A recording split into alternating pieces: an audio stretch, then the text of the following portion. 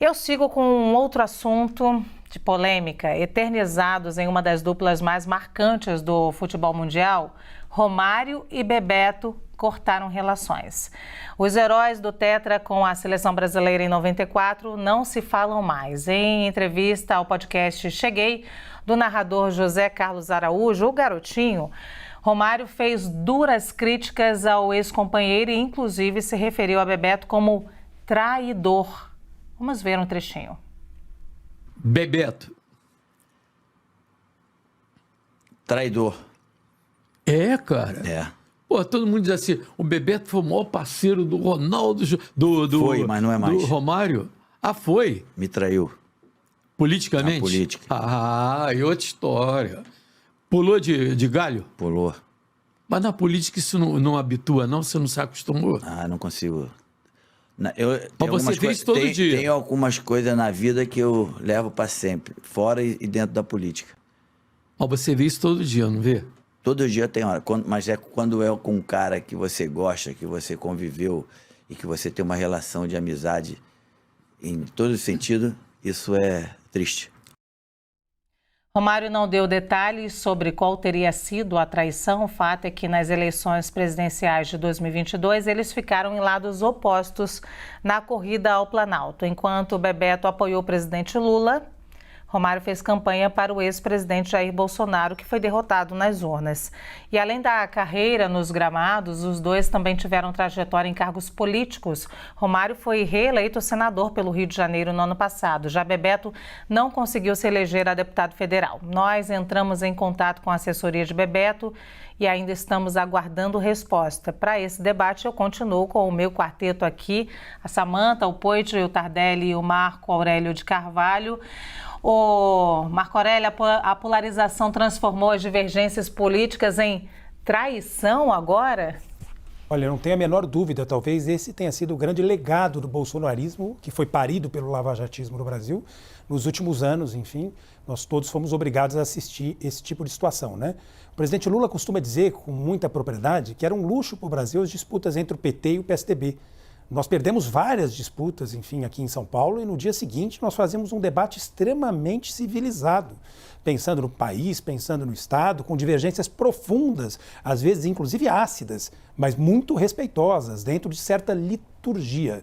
O bolsonarismo trouxe uma radicalização desse processo, do qual, vez ou outra, de forma indevida, nós do PT somos acusados, né? Digo nós do PT porque sou com muito orgulho, com muita alegria, filiado ao Partido dos Trabalhadores desde os meus 16 anos, para minha imensa alegria, né? Mas esse é um legado do bolsonarismo, né? Que está refletido nas nossas famílias, né? Eu, graças a Deus, tive a sorte de não precisar conviveria com muita, digamos, né, tranquilidade, mas não precisei conviver com nenhum bolsonarista na minha família, pelo menos no círculo mais próximo, né? Mas, enfim, isso não aconteceu só nas famílias brasileiras, né? Isso acontece nos ambientes de trabalho, né? E essa situação está refletida nessa fala do Romário, né? Eu, com toda franqueza, com todo respeito ao baixinho, né, que tanta alegria deu ao povo brasileiro, eu sempre fui muito mais fã do Bebeto, né? Me parece que ele tinha razão, né? Assim como a maior parte do povo brasileiro. Entre a barbárie e a civilização, ele optou pela civilização, né? Então não deixo de reconhecer e aplaudir essa postura. Agora, ela não deveria ser, em hipótese nenhuma, objeto de, enfim, de discordância, de dissenso tão radicalizado como de fato foi, né? Para comprometer uma parceria de muitos anos, né? O Romário talvez, por estar na política, devesse aprender a conviver melhor, né, com essas diferenças, né? Porque essa é uma das características que a gente tem que ter para sobreviver na política. Ele é senador da República, né? Talvez a evolução no decorrer do mandato dele vá mostrar que ele está errado, enfim, nessa compreensão, né? Ele tem que respeitar a opinião do colega. Poit. Doutor Marco Aurélio, né, respeitando a sua opinião, mas a gente não pode trazer aqui parece, pela fala do senhor, assim, que o PT nunca foi extremista, nem o presidente Lula, nem a presidente do PT, Gleisi Hoffmann, nunca foi contra a CPMI, quando diversas colocações na mídia, até peguei uma reportagem só da Folha de São Paulo, por exemplo, que coloca as lideranças do governo sempre aqui, ó, tanto o Randolph quanto o Zé Guimarães, e se o cara é a liderança do governo, ele representa o governo em partes. Eu não busquei aqui se tinha uma fala da Gleisi especificamente, tá? Dizendo que estão mudando de postura em relação à CPMI. Mas eu coloco esse ponto, só para retomar o que a gente falou anteriormente, em relação a esse caso, eu também não apoio uma postura extremista ou de gerar ódio do Romário, né? Aí a gente concorda. Gerar ódio ou nós contra eles ou uma disputa é muito ruim. Isso aconteceu na minha família também, graças a Deus, não aconteceu a mesma discussão, embora família grande, primos e gente distante, tem gente que pensa diferente sim e a gente aprende a se respeitar e não é uma infelicidade ter gente que pensa diferente.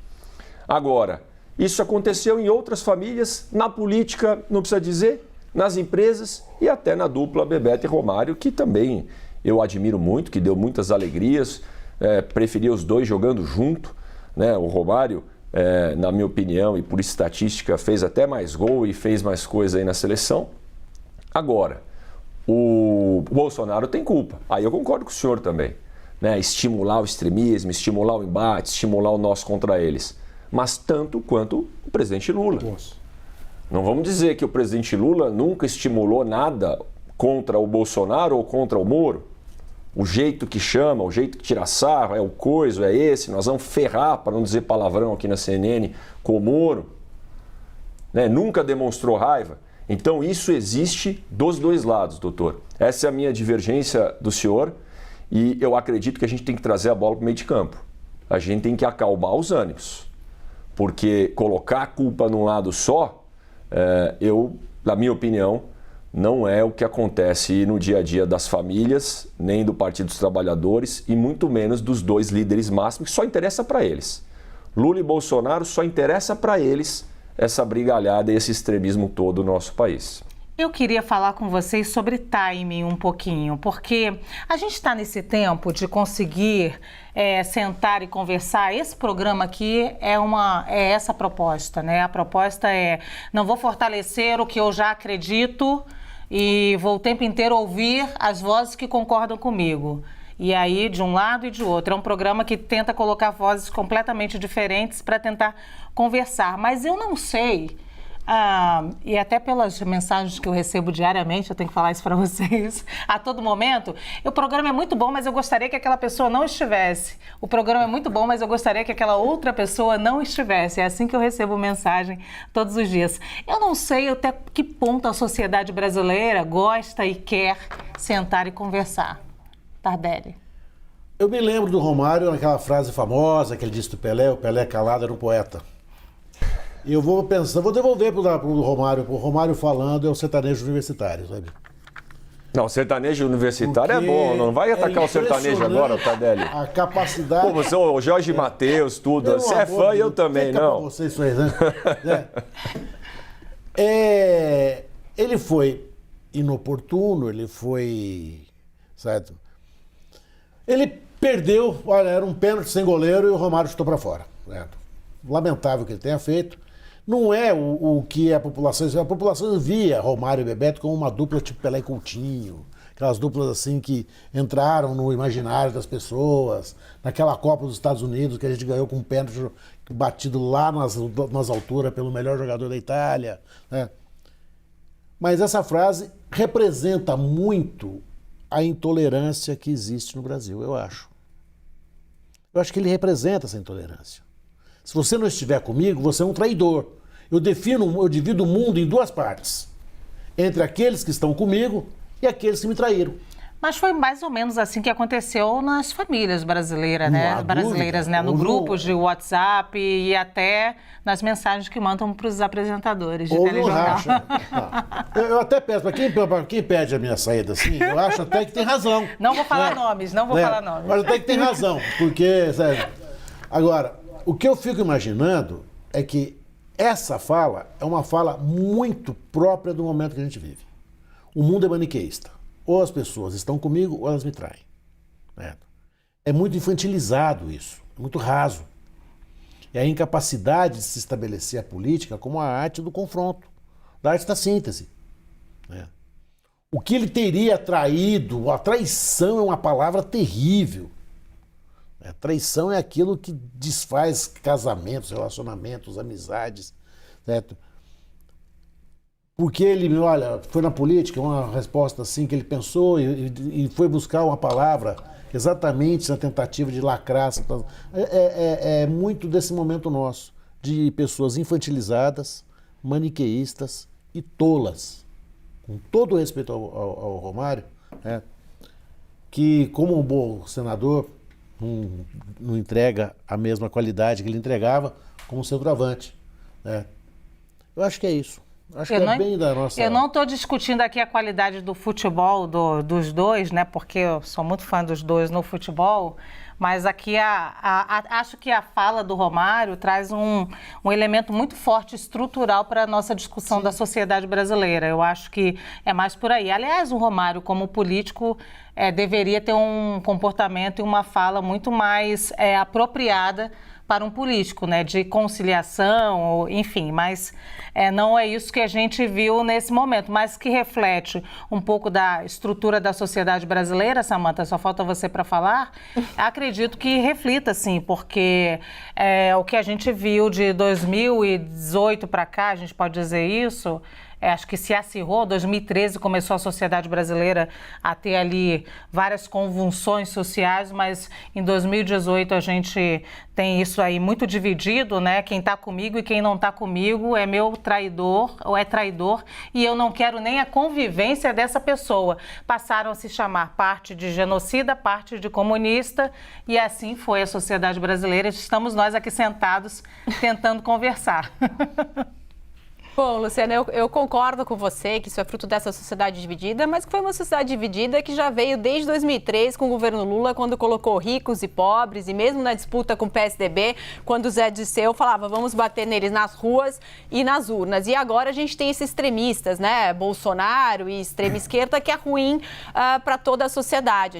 O Lula ganhou as eleições, isso é um fato, ganhou com uma margem pequena de votos, mas a partir de agora não existe mais bolsonaristas e governo, né? O presidente Lula é o presidente eleito, ele é o presidente de todos, de quem votou nele e de quem não votou nele. Mas nessa discussão aqui do Romário com o Bebeto, da traição, talvez, não sou psicóloga, mas talvez o sentido de traição aí não seja tão dizendo no sentido de que o grande amigo deveria apoiá-lo independentemente do partido que ele tivesse, ou seja, mais de uma lealdade aí de amizade do que uma questão política, e talvez essa seja a mágoa do Romário, ou seja, não importa se ele tinha uma posição política diversa, se eu sou candidato, ele é meu amigo, ele tem que votar em mim independentemente disso, não sei. Mas eu acho que esse fato nos traz a uma reflexão de que a gente precisa construir agora uma sociedade onde a gente possa ter opiniões diferentes, que possamos debater, como fazemos aqui,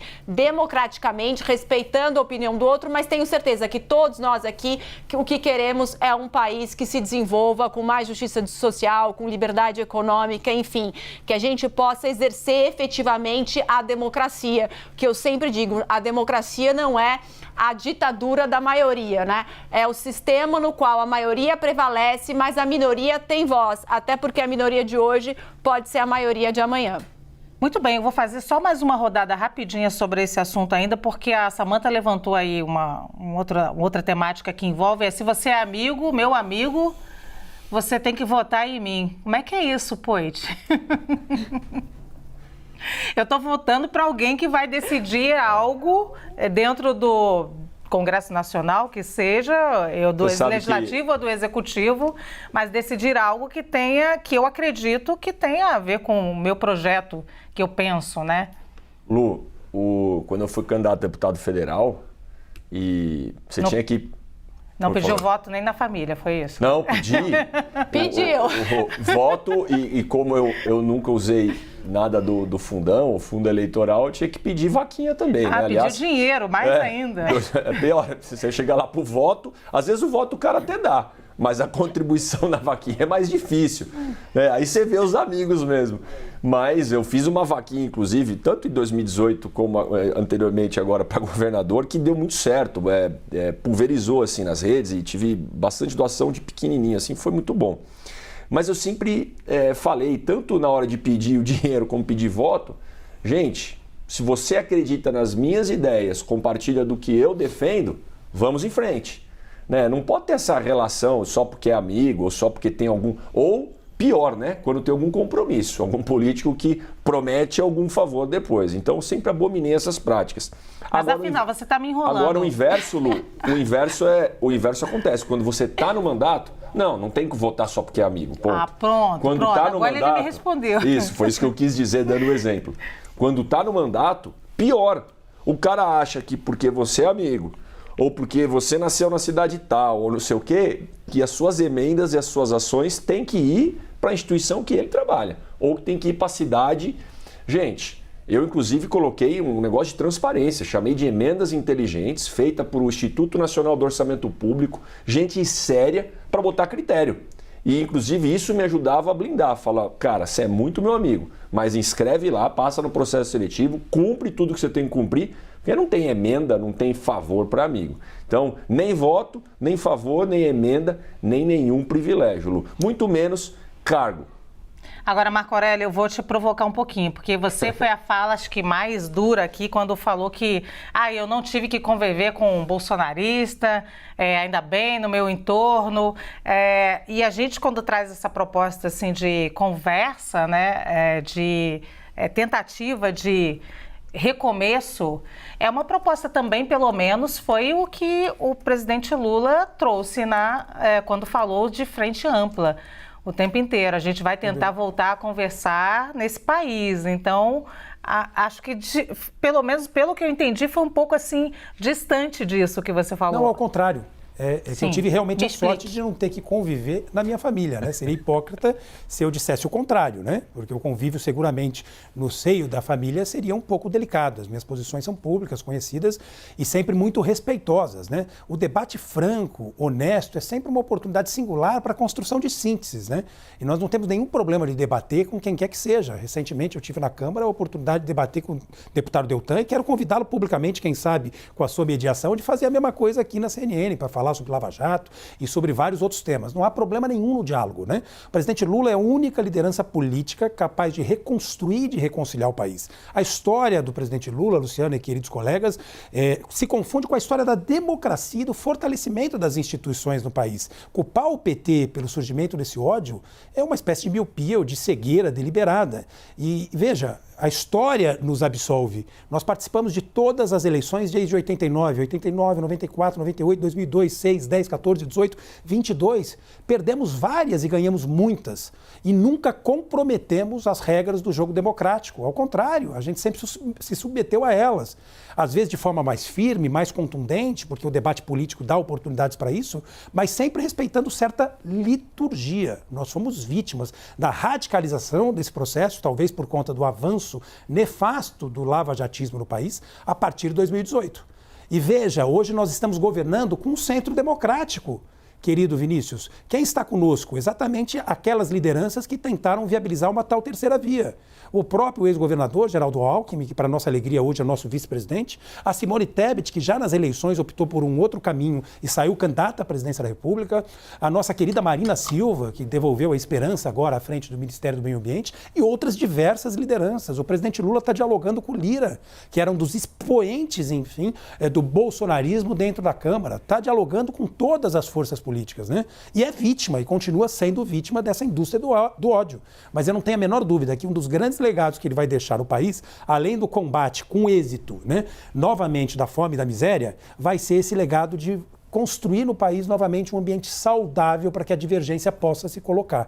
Eu acredito muito sinceramente. E esse espaço é um espaço realmente muito importante. Quero aproveitar, Luciana, para parabenizá-la e parabenizar a CNN por essa oportunidade, né, da gente colocar as nossas ideias num ambiente respeitoso. É assim que a democracia e as instituições se fortalecem. Aproveita para pedir o nosso telespectador para não ficar pedindo para tirar alguém do programa porque discorda, porque não minha dá. participação A proposta pontual, do programa é o contrário. A minha é pontual, vim substituir minha querida colega Gabriela Araújo, enfim, é pontual, cirúrgica, né, no dia de hoje, enfim. Marco Aurélio, eu vou te provocar só mais um pouquinho. Claro, eu adoraria falar isso, vou falar hoje. Com toda a vênia, eu vou te provocar mais um pouquinho. Afinal, você acha que está acontecendo a tal frente ampla? Honestamente, eu acredito, né? O país, como diz o nosso slogan, ele voltou a combater e erradicar a fome e a miséria, voltou a colocar luz e dar voz e vez para os setores mais vulneráveis e vulnerabilizados da nossa população, encampou uma pauta antirracista, uma pauta de inclusão, de diversidade, está conversando através dos seus ministérios com diversas, enfim, forças políticas de diferentes matizes ideológicas e fez uma coisa importante, Luciano e queridos colegas, devolveu algumas instituições de Estado para o Estado brasileiro. Vejam, por exemplo, o trabalho da CGU, vejam o trabalho da AGU, o trabalho do Ministério dos Direitos Humanos, que foi simplesmente refundado. Nós estamos dialogando com diversas vozes, com vozes diferentes, na perspectiva de construção de uma sociedade realmente inclusiva, diversa, antirracista, mais fraterna, mais justa e mais solidária. Eu não tenho a menor dúvida, isso já começou a acontecer quando o presidente Lula, para nossa alegria, pelo menos para mim, e acho que da imensa maioria do povo brasileiro, ou de parte, né, da população brasileira, subiu a rampa. Né? Junto com ele subiu o povo brasileiro. Isso não é pouca coisa. Então, eu acredito honestamente que esse ambiente está sendo construído, mas isso é um compromisso que nós todos temos que estabelecer. O Vinícius, que foi candidato, fez debates muito saudáveis, extremamente respeitosos. Tenho certeza que a Samanta, na divergência sempre muito elegante, também tem esse compromisso, enfim, com a manutenção desse ambiente. Da mesma forma, vocês, mediadores, e os colegas do campo progressista, como Tardelli, eu e tantos outros do Grupo Prerrogativas. Né? É uma tarefa de cada um e de todos e todas nós. Muito bem, 2 minutinhos então para o outro lado, que está o outro quadradinho que vai discordar de você, que é a Samanta. Bom, eu vou discordar aqui com toda a elegância do doutor Marco Aurélio, mas assim, me causa uma estranheza quando ele coloca que a história do PT se confunde com a história da democracia. Se nós temos uma democracia hoje, é graças à Constituição de 88. E foi o próprio Lula e o PT que se negaram a assinar a Constituição de 88. Eu juro que isso não é fake news, é fato histórico. Então, esse discurso muito polarizado continua ainda no governo Lula. Se a gente olhar as manchetes de todos os jornais, a gente fala muito mais do Bolsonaro do que as ações do presidente da República. Eu tenho a sensação que a campanha política ainda não acabou. Mas, por outro lado, espero, como disse o doutor Marco Aurélio, que realmente nós tenhamos um governo de união e um presidente que governe para todos, para quem votou e para quem não votou nele, como é o regime democrático previsto na Constituição de 88, que o PT não quis assinar. Marco Aurélio, 30 segundinhos, 30 segundos, please. só para dizer o seguinte, acho que é induvidosa a participação do PT no fortalecimento da democracia e das instituições do país. Mesmo a direita mais radicalizada reconhece isso. A questão da Constituição, eu não vou ter tempo nesses 30 segundos, a gente pode debater, não há nenhuma dúvida. Mas a participação luxuosa dos deputados da bancada progressista foi a participação que garantiu que essa Constituição fosse representativa do Estado pelo qual todos nós lutamos. Basta ver, por exemplo, o trabalho do deputado Genuíno. É um exemplo, não é o único, mas que precisa, evidentemente, ser reconhecido e aplaudido. Esse debate aqui não vai, vamos fazer porque um debate especificamente a participação luxuosa, Peraí, eu sei que não foi o tema, mas o luxuosa é com muito privilégio lá, porque eles não cortam nada não. Você hoje é candidato, Poit? Foi candidato por um partido que não tinha tanta expressão na Câmara, porque o PT lutou pelo teu direito. Foi o PT que esculpiu. Vai lá, Lu, não vou falar nada, vai. Pega lá nos anais da discussão isso e nós vamos ter oportunidade de garantir o direito das minorias. Olha só, eu vou chamar a pessoa sábia que vai parar essa discussão agora. Roberto Tardelli. Meu Deus, o Samu é exatamente a pessoa mais inadequada para isso. Mas não, a gente tem que pensar que essa polarização ela começou com algumas frases terríveis. A gente nunca pode esquecer do vamos fuzilar a petralhada. Isso nos machucou muito. Machucou todas as pessoas que estavam ouvindo aquela frase, ainda aquelas que apoiavam o então candidato que formulou essa frase para o Jair Bolsonaro. Aquilo nos chocou. Nós nunca tínhamos ouvido. A frase fuzilar os inimigos políticos foi empregada pela primeira vez naquele momento. A partir daí, a gente começa a tentar que a gente precisa fazer um resgate. A gente precisa puxar essa corda, certo? Um mais para próximo do outro, porque o nosso distanciamento poderá ser a nossa derrocada.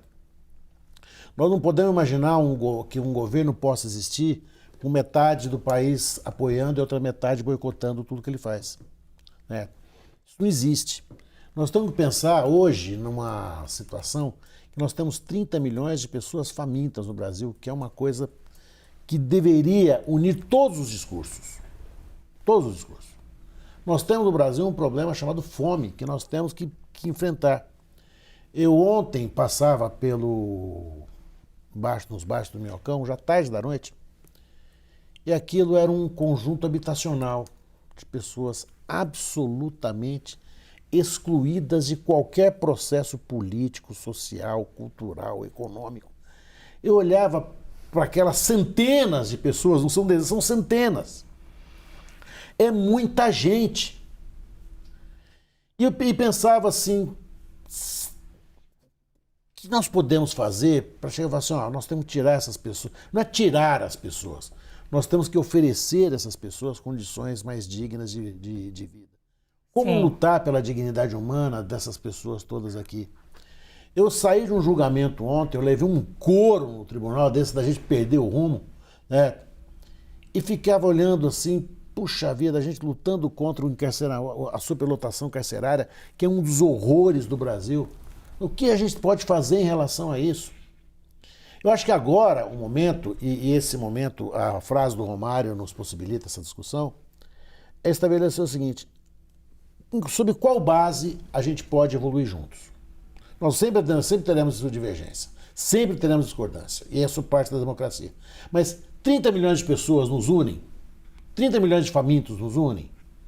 Se nos unem, o que nós estamos esperando? Por que demora tanto para que a gente... Eu estava e só terminando, eu não quero falar mais muito não, eu estava sábado numa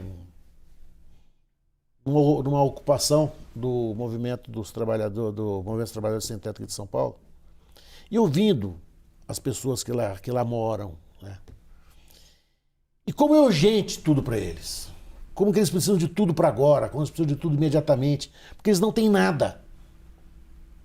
Eles não têm nada.